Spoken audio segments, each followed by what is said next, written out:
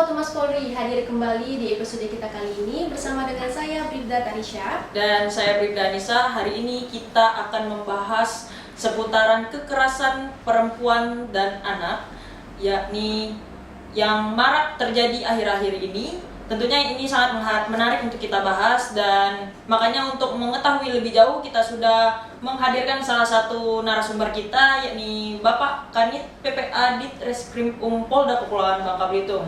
Selamat pagi Bapak. Selamat pagi. Apa kabarnya Bapak? Alhamdulillah baik. Silakan memperkenalkan diri Pak Haji. Ya, izin, saya itu Windu Perdana Kusuma SH. Sekarang ini berdinas di Subdit 4 Renata atau PPA Ditreskrim Polda Belitung, dan sehari-harinya bertugas memberikan perlindungan terhadap korban kekerasan perempuan. Baik, langsung saja Pak, kita ke pertanyaannya. Bisa dijelaskan bagaimana kondisi saat ini terjadinya kekerasan terhadap perempuan dan anak ini semakin meningkat atau semakin menurun Bapak? Khususnya wilayah kita ya, Provinsi Bangka Belitung. Tentunya sebelum menjawab dari pertanyaan Mbak Anissa, perlu kita ketahui bahwa konsep dari pelindungan perempuan dan anak-anak itu seperti apa. Karena pemerintah sudah menerbitkan undang-undang baik itu perlindungan perempuan maupun anak. Nah, di situ ada yang namanya konsep pelindungan, ya kita contohlah misalnya anak gitu ya. Kenapa anak itu harus dilindungi? Salah satunya merupakan anak itu adalah amanah karunia Tuhan Yang Maha Esa. Kalau kita berbicara amanah, artinya Allah Subhanahu Wa Taala, Tuhan Yang Maha Esa itu menitipkan ke kita sebagai umat manusia untuk menjadikan anak ini bagian dari potensi atau generasi penerus bangsa. Nah, selain dia sebagai amanah, dia bagian dari potensi penerus generasi bangsa, dan ini menjadi mewakili eksistensi bangsa. Misalnya contoh, kalau anak-anak kita lihat di jalanan ngamen, kemudian ngaibon, kemudian mengemis. Nah, bagaimana perhatian bangsa? Artinya kalau ada orang-orang yang dari luar, wisatawan melihat anak-anak kita seperti itu, negara kita ternyata tidak mempedulikan terhadap kondisi anak. Nah, di situ maka pemerintah melalui konsep pelindungan perempuan anak ini mendasari itu, maka terbitlah yang namanya Undang-Undang Perlindungan Anak. Bahkan perempuan ya, tadi menyinggung sementara anak ya. Nah, kalau perempuan kita lihat ada yang namanya kesetaraan gender. Nah, di situ kita lihat bahwasanya dari dulu dan sampai sekarang ini dianggap bahwa perempuan itu sering direndahkan harkat dan martabat. Itu sering terjadi. Maka lahirlah yang namanya Undang-Undang TPKS, Tindak Pidana Kekerasan Seksual yang terbaru. Nah, ini sedikit kita ketahui sebelum kita masuk ke pertanyaan. Tadi disampaikan bagaimana kondisi keadaan yang ada di Bangka Belitung terkait perempuan dan anak. Nah, ini ada data ya. Coba saya buka dulu di handphone ini. Nah, kalau berbicara kekerasan terhadap perempuan dan anak, ini ada perbandingannya 2023-2024. Untuk kekerasan terhadap perempuan itu 2023 itu untuk wilayah Bangka Belitung 138 kasus. Kemudian 2024 103 kasus, ada penurunan di tahun 2023. Namun di tahun 2024 ya,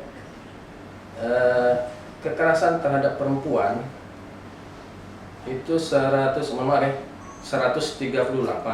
Kemudian di 2024 103. Itu artinya ada penurunan ya.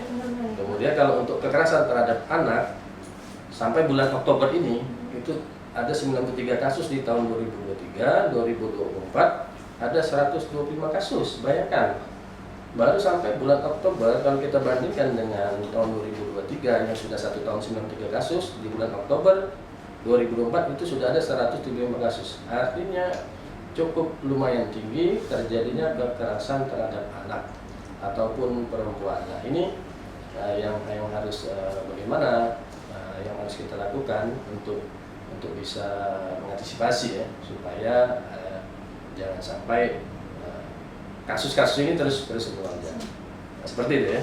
Berarti cukup signifikan ya Pak untuk ya. peningkatan dari tahun 2023 2023 ke 2024. Khususnya ini anak ya.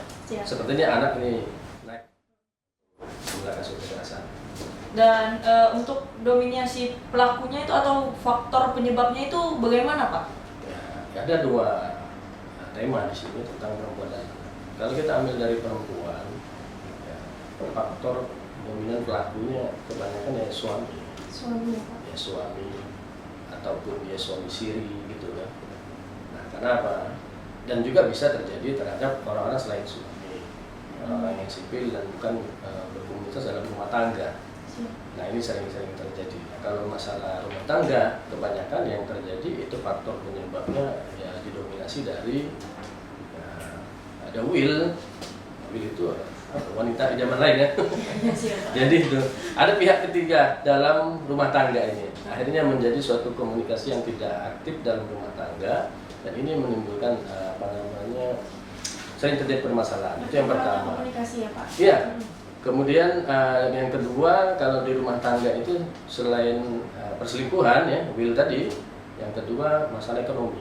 Nah, akhir-akhir ini kita perlu tahu bahwa ekonomi Bangka Belitung agak ini ya, agak sedikit menurun.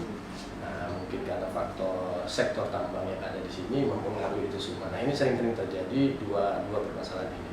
Nah, kalau dari anak, kalau kita berbicara anak, siapa sih Pak pelakunya? Didominasi siapa itu pelakunya? Kalau anak itu kebanyakan adalah pacar. Nah, ini perilaku menyimpang kenalkan anak remaja. Dan kita perlu ketahui anak-anak kita sekarang ini yang dengan usia remaja di masa SMA dan bahkan SMP, dia sudah terlibat dalam perilaku seks bebas. Nah, ini yang sering terjadi sehingga didominasi dengan pelaku pacarnya sendiri. Kadang-kadang sesama anak SMA, anak SMP, dan juga bisa anak yang putus sekolah, yang kategori anak ini ya. Nah, ini terjadi kekerasan terhadap seperti itu. Ini bagian dari suatu kekerasan seksual seperti itu. Dan mungkin Pak boleh dijelasin kategori tindak pidana yang termasuk dalam perbuatan kekerasan terhadap perempuan dan anak itu apa ya, Pak? Kalau kita berbicara kategori kekerasan perempuan dan anak itu, kita kembali ke belakang dulu ya. Kita berbicara tentang undang-undang. Sebenarnya undang-undang yang sudah diterbitkan, dikeluarkan oleh pemerintah dari sejak masa kemerdekaan itu ada namanya KUHP. Tahun 46 itu sudah dikeluarkan. Di situ sudah menyangkut tentang bagaimana tata tertib mengatur masyarakat yang ada. Nah, namun karena ada perubahan dan undang-undang itu dinyatakan belum lengkap, maka di tahun 2002 itu pertama kali undang-undang perlindungan anak itu diterbitkan. Jadi kalau kita berbicara terkait undang-undang, ada undang-undang perlindungan anak tahun 2002, kemudian ada undang-undang KDRT tahun 2004 untuk melindungi hak-hak perempuan di dalam rumah tangga, kemudian yang tahun 2002 untuk melindungi hak-hak anak tentang perlindungan anak, kemudian ada undang-undang pornografi tahun 2008, ada undang-undang TPPO tahun 2007, kemudian ada undang-undang yang terbaru sekarang ini TPKS ya tahun 2022. Nah, ini undang-undang inilah yang diamanahkan bagi kami sebagai pelayanan dan perlindungan perempuan anak untuk memang bisa menjaga suatu kondisi ya terhadap anak dan perempuan yang ada di wilayah hukum khususnya Provinsi Bangka Belitung. Artinya kami sebagai upaya hukum represifnya sebagai penegakan hukumnya. Nah, dari undang-undang inilah kita menjalankan amanah itu seperti itu. Baik, sejauh ini apakah laporan terhadap kasus ini banyak diterima, Pak? Akhir tahun ini atau bagaimana? Ya, kalau kita lihat data jumlah kasus ya banyak. Tadi kan kita lihat jumlah kasus itu KTA saja sampai 2004 sekarang ini untuk kekerasan terhadap ada 175 kasus terhitung bulan Oktober gitu ya. Nah, kalau kekerasan terhadap perempuan terhitung bulan Oktober itu ada 103 kasus dan ini termasuk data di jajaran kita di seluruh reskrim yang membidangi PPA di Polres ada 7 Polres di wilayah Kota Bangka Belitung. Berarti itu sudah gabungan dari semua ya, Pak? Ya, itu sudah termasuk dari jajaran kita. Seperti itu. Izin Pak, mungkin bisa dijelaskan apa saja upaya yang dilakukan Subdit PPA ini? Kalau upaya, sebenarnya kita kalau kita berbicara tentang kepolisian, itu ada namanya Harkamtibmas, pelindungan pengayaan dan pelayanan masyarakat, dan terakhir itu ada penegakan hukum. Nah, posisi kita sebenarnya dalam tugas penyelidikan dan penyidikan adalah penegakan hukum. Namun di sisi lain ada bidang-bidang lain yang membidangi terkait Direktorat Bimas gitu ya, untuk memberikan upaya hukum preventif. Nah, sementara kita sebagai penegakan hukum itu upaya hukum represif. Nah, ini sering kita berkolaborasi dengan pihak-pihak terkait. Ada di Bimas ya, di Polda, Direktorat Bimas. Kemudian kalau di Polres itu ada Satbimas gitu kan, untuk bersama-sama memberikan sosialisasi, upaya pencegahan itu ya, ke sekolah-sekolah khusus anak, kemudian ke komunitas-komunitas perempuan, mungkin ibu-ibu PKK di wilayah, dan itu sudah kita sampaikan ke jajaran untuk segera berkolaborasi dengan pemerintah setempat. Edukasi ya, pendidikan terkait bagaimana sih bisa harmonis dan juga terhadap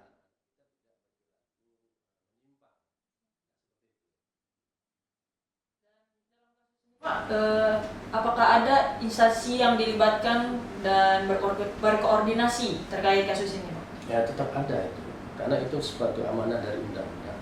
Lahirnya Undang-Undang Perlindungan Anak tahun 2002 itu sudah melihat yang harus memberikan perlindungan, salah satu pertama adalah pemerintah, kemudian pemerintah daerah, kemudian lembaga-lembaga sosial lainnya, kemudian kalau di instansi pemerintah sekarang ada yang namanya UPTD ya, Unit Pelayanan Terpadu, PPA, baik di tingkat provinsi maupun kabupaten. Kalau dulu kan namanya TP2A, sekarang UPTD, PPA. Kemudian ada pekerja sosial, Dinsos, itu yang khusus menangani anak sebagai korban dalam pelaku tindak pidana. Nah, anak sebagai pelaku tindak pidana atau anak yang berkonflik dengan hukum itu kita menggandeng Bapas sesuai dengan undang-undangnya, Balai Pemasyarakatan yang ada di Kota Pantai maupun di wilayah-wilayah kabupaten, termasuk lembaga-lembaga swadaya masyarakat. Itu banyak sudah berkolaborasi dengan kita sama-sama untuk menegakkan hukum ini bila mana terjadi suatu kekerasan baik perempuan dan anak, seperti itu. Dan mungkin Pak bisa dijelaskan regulasi aturan hukum dan sanksi bagi pelaku. Nah, kalau berbicara regulasi atau aturan hukum itu tadi sudah saya singgung ya. Di awal ada nama Undang-Undang Perlindungan Anak, Undang-Undang KDRT, kemudian TPPO, kemudian juga ada namanya TPKS. Nah, itu ada sanksi yang bervariasi ya, tergantung dari perbuatan yang dilakukan. Seperti anak, kita ambil contoh anak saja ya. Kasus anak itu sekarang ini sudah ada perubahan dari peraturan pengganti undang-undang tahun 2016. Artinya sanksi terberat bagi pelaku kekerasan seksual itu bisa dikebiri. Nah, bisa dikebiri, bisa dikasih sanksi sosial, dipasang chip. Nah, namun prakteknya sih belum jalan ya, belum ada di sini karena itu melalui proses peradilan dulu, hasil dari penuntutan jaksa ya, tergantung nanti jaksa. Kalau undang-undangnya sudah memberatkan bila mana dilakukan oleh wali, orang tua, tenaga pendidik, aparat penegak hukum, maka pidananya ditambah sepertiga. Dan pemberatan pidana itu ada, pemberatan pidana itu ya kebiri, sanksi sosial. Nah, namun sampai sekarang ya belum ada ya praktek pelaksanaan itu. Kalau di wilayah hukum kita, mungkin di wilayah lain sudah ada. Seperti itu. Apabila pelakunya di bawah umur, Pak, bagaimana? Kalau pelaku di bawah umur, sebagaimana amanah undang-undang, itu termasuk anak berhadapan dengan hukum. Ya. Itu diatur di Undang-Undang SPPA nomor 12 tahun 2012. Jadi artinya proses hukum terhadap anak yang sebagai pelaku itu sangat beda dengan perlakuan terhadap orang-orang yang sudah dewasa, karena dia mempunyai acara sendiri. Kemudian masa penahanannya pun berbeda, sidangnya juga itu sangat beda. Kalau dewasa sidangnya hakim 3 ya. Tapi kalau anak yang berhadapan hukum, hakimnya 1 dan nggak pakai toga. Jadi sidangnya kayak apa ya namanya, kayak musyawarah gitu. Siap. Jadi itu perbedaannya Pak. Iya, bedanya itu semua itu diatur di acara formilnya di SPPA, Sistem Perlindungan Pidana. Jadi kalau kita melakukan proses hukum, upaya hukum, ya patokannya di SPPA. Siap. Ya. Siapa? Mungkin bisa dijelasin tips kepada Sobat Polri yang ada di rumah agar terhindar dari tindakan kekerasan. Oh gitu. Yang pertama ya terkait perempuan dan anak, paling utama untuk pencegahan itu memperkuat iman dan takwa. Itu benteng awal. Siap. Karena apa? Iman dan takwa itu terbentuk dari keluarga. Kenapa saya bilang keluarga? Peran penting keluarga dalam memberikan perlindungan itu ada di undang-undang, undang-undang anak, undang-undang perempuan. Jadi itu ada. Peran yang paling utama ada keluarga. Walaupun pemerintah itu memberikan perlindungan. Jadi yang paling pertama memperkuat iman dan takwa. Ya kalau keluarga, dalam diri keluarga itu orang tuanya tidak mengerti agama, tidak mengajarkan agama, ya bisa dikatakan mungkin anak-anaknya akan berperilaku menyimpang. Berarti peran keluarga itu sangat penting. Ya, Apalagi itu yang dua orang. ya itu yang pertama. Yang kedua, ya, kalau merasa dilakukan kekerasan, ya segera lapor. Siapa? Jangan ditunda-tunda. Itu kan tips itu. Nanti kebanyakan masyarakat kita tunggu dulu, tunda-tunda. Akhirnya terjadilah perbuatan-perbuatan yang berlalu, ya. Satu kali, ya, dua kali, enggak. Tapi kalau sudah terjadi silakan melapor. Kemudian hindari tempat atau pergaulan-pergaulan yang memang yang memang tidak baik. Kalau kita ketahui sebagaimana hadis Rasulullah menyatakan bergaulah kamu dengan orang yang baik atau yang soleh, maka jadi baik. Kalau kamu bergaul ke orang yang gak benar, ya jadi gak benar. Ya seperti itu. Berarti pergaulan juga penting tuh ya Pak. Itu pasti dan paling utama. Sama dengan perempuan. Perempuan bergaul dengan orang-orang yang gak benar, ya pasti gak benar. Nah, anak bergaul dengan anak yang gak benar. Nah, didiklah anak itu dari mulai agama. Agama sampai nanti agama itu pasti mengajarkan. Insya Allah akan terbenteng semua dari permasalahan-permasalahan. Mungkin sedikit seperti itu ya. Banyak-banyak lagi sih sebenarnya untuk tips itu. Ya itu merupakan tipsnya ya, rekan-rekannya di rumah. Dan bagaimana Pak apabila masyarakat ingin melaporkan, apa yang dilakukan oleh dari pihak kepolisian? Kalau mau melapor apabila atau bila mana mengalami kekerasan, baik itu perempuan dan anak, ya, khususnya perempuan ya. Kalau perempuan mau melaporkan itu silahkan langsung datang saja ke bidang perlindungan perempuan dan anak. Karena kita sudah memberikan suatu pelayanan, bila mana dia mengalami kekerasan seksual, maka penyidik-penyidik kita melalui penyidik-penyidik Polwan itu sesuai dengan amanah undang-undang akan memberikan suatu pelayanan. Dan anak, kalau anak itu diharapkan untuk didampingi orang tua. Ada yang bertanya, Pak, kenapa harus didampingi orang tua? Ya itu amanah undang-undang. Dalam sistem peradilan pidana anak, ada pasal berapa ya, saya lupa itu. Setiap melakukan pemeriksaan terhadap anak, baik itu sebagai pelaku, anak sebagai korban, anak sebagai saksi, wajib didampingi. Tidak ada kata sunnah di situ. Ya kalau wajib, apa itu? Kalau dalam hukum Islam wajib ya harus dikerjakan. Tidak dikerjakan berarti mendapat dosa, gitu. Bukan sunnah ya. Jadi kalau di undang-undang wajib didampingi. Kalau kita tidak melaksanakan itu, maka ya akan dapat sanksi ya. Kalau kita penyidik mungkin sanksi etik ya, karena tidak mengemban amanah dari undang-undang seperti itu. Ya.